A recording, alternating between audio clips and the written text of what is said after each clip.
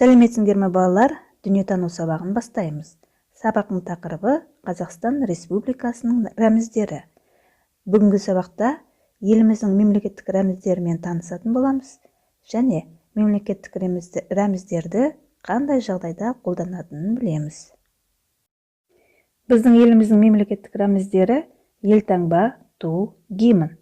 Рәміздер біздің елімізді дүние жүзіне танытатын мемлекеттік бет-бейне. Біздің мемлекеттік туымыздың түсі көк.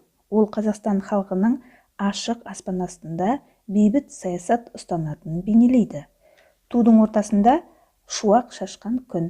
Оның астындағы алтын қыран азаттығымыз бен еркіндігіміздің нышаны. Мемлекеттік елтаңбамыздың ортасында қасиетті шаңырақ бар. Ол бір шаңырақ астында достық пен татулықта өмір сүріп жатқан көп ұлтты Қазақстан халқын айшықтайды. Әрбір адам өз елінің рәміздерін мақтан тұтады. Ол халықтың бойына күш-қуат, рух береді.